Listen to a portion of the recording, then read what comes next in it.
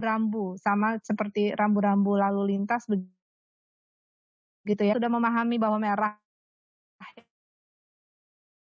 dan kemudian kuning itu harus hati-hati, dia tidak akan bermasalah begitu ya ketika berada di dalam perjalanan gitu, di persimpangan kah atau mungkin di jalan-jalan utama. Demikian juga dengan ejaan, hakikatnya adalah rambu-rambu di dalam penulisan khusus untuk tata tulis, bukan tata lisan ya. Walaupun mungkin ada tentang pelafalan, bagaimana harus mengucapkan sesuatu seperti yang sudah saya sampaikan kemarin ya, AC itu ya dibaca AC bukan AC gitu. Tetapi bagian pelafalan itu tidak diatur sebenarnya. Yang paling utama adalah tata tulis. Nah, EYD pada zaman dahulu itu kan tahun 1972 ya, kemudian disempurnakan kemarin oleh Badan Bahasa pada tahun 2015. Apa sih rambu-rambunya gitu agar Anda itu bisa menulis dengan baik dan benar ya. Kemudian pembaca pun bisa memahami dengan benar apa maksud Anda. Nah, tadi ada juga satu taklimat ya, taklimat itu pengumuman dari rekan saya, kemudian dia mencantumkan satu, ada yang tahu apa ya, tweet bond ya, tahu ya? Tahu tidak? Apa sih? Yang ada bagaimana? Twibbon atau apa Bu? Maksudnya? Iya, Twibbon ya. Twibbon apa Twibbon? Twibbon ya. Ya, semacam itu. Jadi penulisannya itu seperti apa kalau digabungkan dengan bahasa Indonesia? Karena ternyata dilihat di sumber, ternyata dia merupakan merek begitu ya. Kalau merek berarti dia tulisan awalnya itu adalah tanda petik 2. Nah, tanda petik 2 itu sebenarnya memiliki makna tertentu di dalam ejaan. Oleh karena itu tidak tepat ketika ungkapan asing dalam bahasa Indonesia diberi tanda petik 2. Yang benar adalah cetak miring. Atau kalau dia merupakan merek berarti ditegakkan saja begitu ya. Ditegakkan, atau dia mungkin awalnya merek seperti WiFi, itu awalnya kan merek ya, kemudian dia menjadi nama jenis, apapun ininya disebutnya WiFi gitu, padahal sebenarnya nama merek awalnya gitu ya. Ejaan itu mengatur rambu-rambunya banyak gitu, kemudian kalau tadi merah, kuning, hijau saja, kemudian ada juga mungkin tanda silang, kemudian ada tanda hati-hati begitu ya, rambu-rambu lalu lintas juga cukup banyak sih, ada belasan. Nah, di dalam UIB ini digabungkan dalam 4 hal besar, yaitu pemakaian huruf, penulisan kata, penggunaan tanda baca, dan unsur serapan. Nah, sekarang yang paling utama dari 4 hal itu sebenarnya kata-kata kuncinya ya. Jadi yang pertama tentang pemakaian huruf. Huruf kita itu harus diketahui jumlahnya berapa, kemudian apa saja huruf huruf yang ada di dalam bahasa Indonesia. Kemudian huruf itu ada yang berbentuk huruf kecil, ada yang huruf berbentuk kapital, bukan huruf besar ya. Karena kan A kalau bulat itu kan menjadi kalau dibesarkan jadi A besar gitu ya. Jadi huruf kecil dan huruf kapital itulah yang akan diolah, diatur gitu. Bagaimana sih kita? Apakah kalau saya sedang membenci seseorang, misalnya Anda ya sedang membenci seseorang, kemudian marah, kemudian nulis aku suka, SUK-nya itu kapital semua, itu untuk menunjukkan kemarahan atau untuk menunjukkan emosi, kadang-kadang seperti itu ya. Atau kapital itu untuk menunjukkan sesuatu yang sangat penting. Ini adalah hal yang sangat penting, pentingnya kapital semua.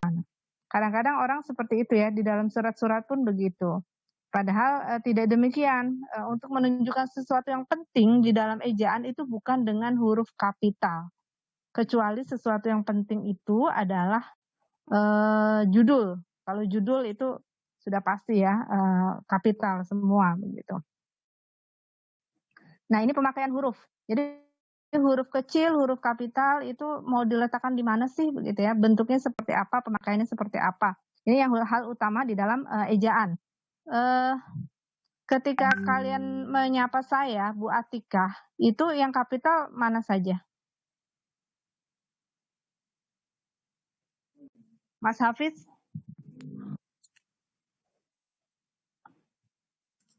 Iya Bu, huruf Ya. B sama huruf A Bu. Ya, huruf B dan huruf A, ya, karena Bu itu sapaannya, kemudian apalagi di depan ya, kalau di tengah pun dia tetap nama ya, nama Atikah begitu. Jadi memang seperti itu. Nanti kita akan telusuri lagi. Itu pertama ya, pemakaian huruf. Jadi kalau ditanya apa sih ejaan itu berhubungan dengan apa saja? Pertama kali adalah pemakaian huruf. Nah, huruf itu sebenarnya tidak hanya masalah huruf kecil dan huruf kapital, tetapi juga huruf cetak tegak dan cetak miring. Jadi itu ya poinnya. Yang pertama adalah huruf itu kecil dan kapital, kemudian adalah cetak miring dan cetak tegak. Bagaimana sesuatu itu dimiringkan dan ditegakkan gitu. Itu untuk pemakaian huruf. Kalau huruf sesuatu yang ditekankan itu bukan menggunakan huruf kapital, tetapi menggunakan cetak miring. Berarti saya menekankan itu. Huruf I di dalam kata hitam, nah I-nya itu dicetak miring, hitamnya cetak miring. Berarti saya sedang menekankan kata tersebut gitu. Yang kedua adalah penulisan kata. Ini apakah kata tersebut disatukan ataukah digabung ya, disatukan atau mungkin dipisah. Nah semacam itu tuh penulisan kata. Kemudian penulisan kata juga berkaitan dengan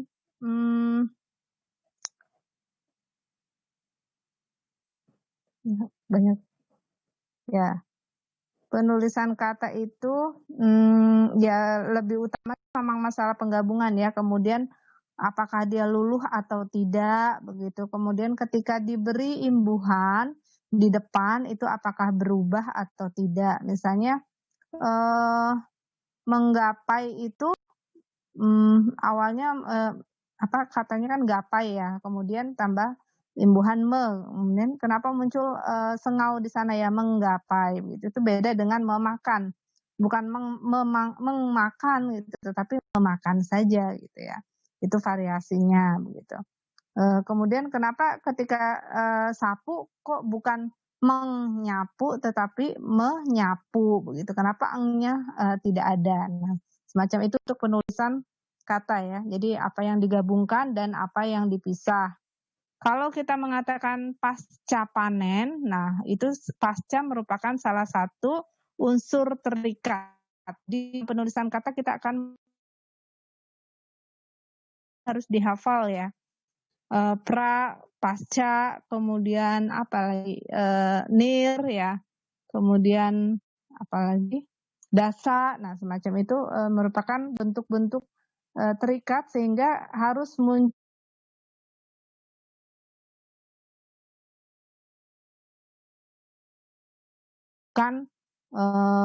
pasca, kemudian spasi panen atau pasca spasi sarjana. Itu penulisan kata, kemudian penggunaan tanda baca. Nah, tanda baca ini sangat banyak ya, karena itu harus dipahami. Mulai dari yang biasa-biasa saja yang sudah kita hafal ya, titik, koma, tanda petik, kemudian tanda petik 1, tanda petik 2, kemudian huruf mungkin ada yang menggunakan tanda tanya, tanda seru, kemudian apalagi ya tanda-tanda yang lainnya ya. Nah, yang perlu diperhatikan adalah dalam tanda baca ini sebenarnya paling bermasalah itu ya, walaupun sangat mudah dan sangat lazim, tetapi ternyata paling banyak masalahnya tuh koma. Kenapa? Karena kata kunci penggunaan koma itu tidak dipahami. Hampir dalam setiap penulisan itu koma itu menjadi satu masalah. Padahal menurut Anda setelah belajar dari SD sampai saat ini merasa sudah mengenal koma belum? Enggak sih, misalnya kayak kadang salah, kadang malah nggak dikasih koma, atau yang seharusnya nggak perlu ada komanya malah dikasih koma gitu. Ya, semacam itu ya. Jadi ini kata kunci penggunaan tanda baca koma itu harus dipegang betul agar tidak salah ya. Misalnya untuk kata kuncinya itu sebenarnya mudah. Koma itu dipakai untuk memberikan ya. Memberikan itu untuk menguraikan. Jadi kalau saya memiliki saya akan membeli peralatan tulis yaitu tiga perlengkapan tulis yang yaitu buku, pulpen, itu buku koma, pulpen koma. Nah sebelum dan itu juga diberi tanda koma ya. Akan tetapi kalau sebelum dannya hanya 2, saya akan membeli buku dan pena. Mungkin kalau itu tidak akan salah, tapi panjang kalimatnya sampai 2 baris, 3 baris, padahal itu hanya dan itu sudah diberi tanda koma. Karena merasa ini udah kepanjangan gitu ya. Padahal tetap saja sepanjang apapun kalau dia hanya 2 berarti tidak membutuhkan tanda koma. Itu yang seringkali orang lalai. Atau karena komanya terlalu banyak, di akhirnya tidak diberi tanda koma sebelum dan. Kemudian kalau induk kalimat mendahului, kalau anak kalimat mendahului induk kalimat gitu ya. Itu juga membutuhkan tanda koma. Misalnya karena hujan turun dengan deras, saya tidak dapat pergi.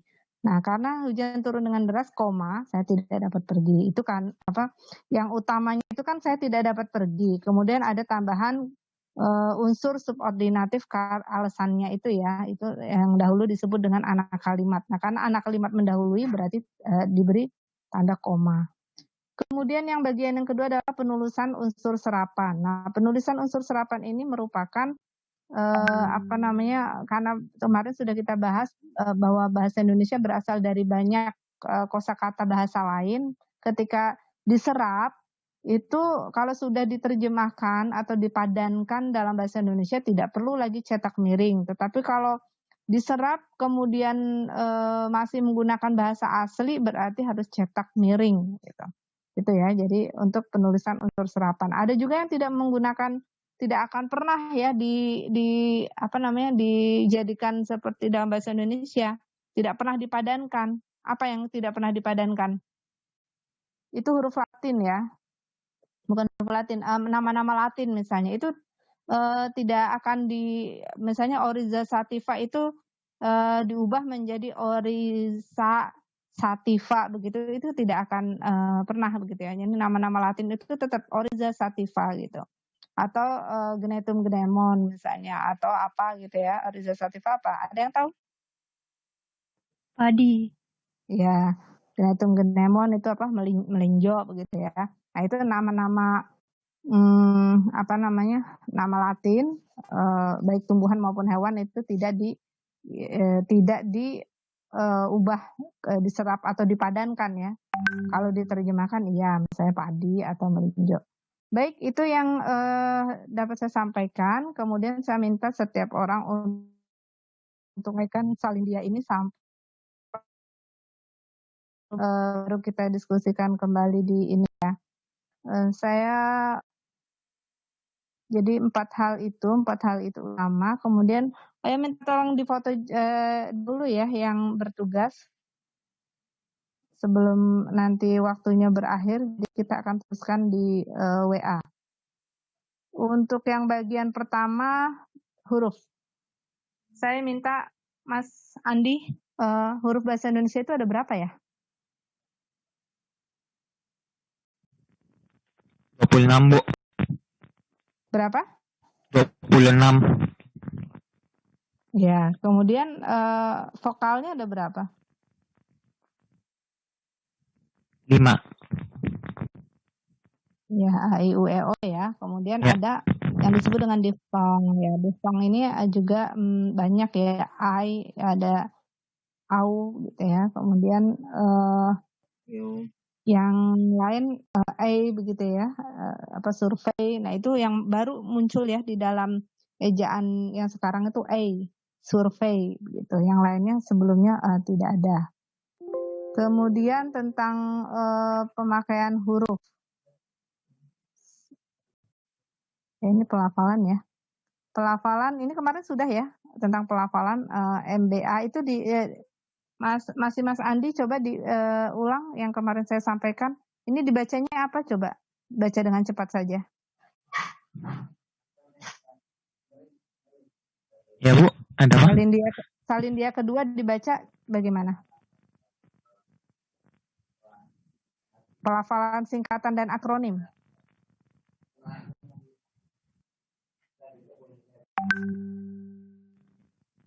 Silakan. Sekadar. Hah?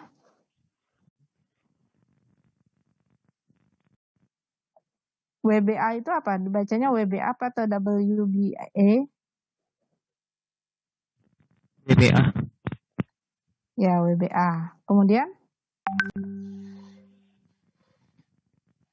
Kalau USG? Kalau saya contohkan pasti Anda akan menyebutkan sesuai dengan contoh saya. Jadi baca saja cepat, coba. Dari atas. WBA, MBA, DO, AO, IQ, AIDS. Yang benar IQ. IQ. Benar? Yang Afif benar? IQ? Ya Bu.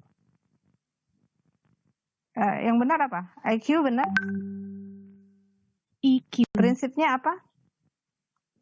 IQ? Iya. Ada yang bisa melafalkan dengan benar? Neng Anisya? IQ Bu. Belum tepat? IQ. Mas Rahmat? IQ, Iya, Bu. IQ. Karena kita itu tuh key ya, itu jadi IQ, bukan apalagi IQ ya, bukan juga IQ gitu. Karena kita menyebutnya adalah itu huruf key. Itu ya Mas siapa tadi? Mas Andi ya. Ya, Oke. Kalau USG tadi udah baca ya, berarti USG ya, bukan USG gitu ya, atau USG atau apalah gitu ya. Nah, sekarang bagian yang kanan, paling kanan. UNICEF. Kemudian? UNESCO. GMT. LC. LC. Yang benar apa? Neng Rosi? UNICEF benar? Dibacanya pakai U. Bagaimana U? Nah, ini UNICEF itu benar dibacanya itu, UNESCO juga benar karena dianggap sebagai satu kata. Jadi sesuai dengan kata yang dari sana. Namanya akronim, bukan singkatan ya. Jadi akronim itu dianggap sebagai singkatan yang dianggap sebagai satu kata, bukan ujung-ujungnya ya, bukan huruf kapital di setiap ujung katanya begitu. Kemudian kalau setelah GMT itu dibacanya bagaimana, Neng Rosi? LC. Iya, LC ya.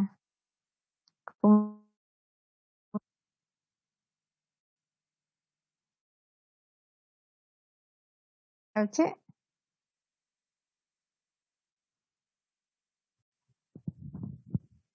Neng Rosi? Iya Bu, MTQ. MTQ. Kemudian paling ujung, kembali ke Mas Andi, paling ujung apa itu? Yang bawah. Paling ujung, singkatan paling ujung setelah FBI. Kita menyebutnya apa? Neng Elizabeth kita menyebutnya FBI. Iya. Bukan Forum Bekasi Indah ya. Tapi memang karena PhD apa? PhD ya. Karena kan bukan Tapi di luar negeri PhD. juga ada nggak sih? Maksudnya kalau yang gelar Hah? itu yang PhD itu, oh beda ya? Iya, ini memang gelar Beda di kan, luar Bu? negeri. Ini memang Oh, tapi kita gelar di bacanya luar PhD. negeri. Iya, kita membacanya PhD karena itu singkatan. Dan dari sisi singkatan, aturan pelafalannya adalah singkatan itu dibaca per huruf sesuai dengan huruf yang ada di dalam bahasa Indonesia. Tetapi kalau akronim itu dianggap sebagai kata. Oleh karena itu, cara membacanya adalah bagaimana melafalkan kata di dalam bahasa tersebut. Gitu. Bisa difahami ya ininya? Bisa, Bu. Oke, berarti Bisa. BBC atau BBC? Kan itu broadband BBC. BBC. Ya, Terus ada BBC kepanjangan ya, Bu, bukan BBC. ya.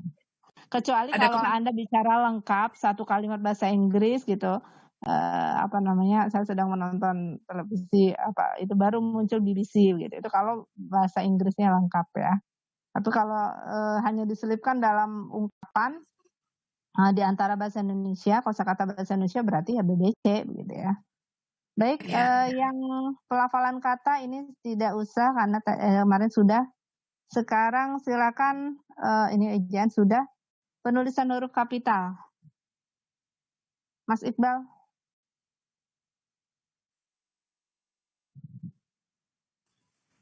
Ya Bu, PPT. Ya.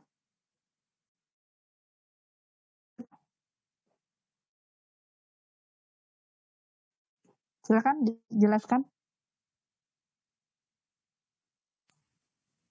Tunggu Bu. PPT-nya sedang dicari. Oh, sedang. Oh, belum dibuka ya? Harus terbuka ya? Iya. Neng Alvina. Sudah? Oke.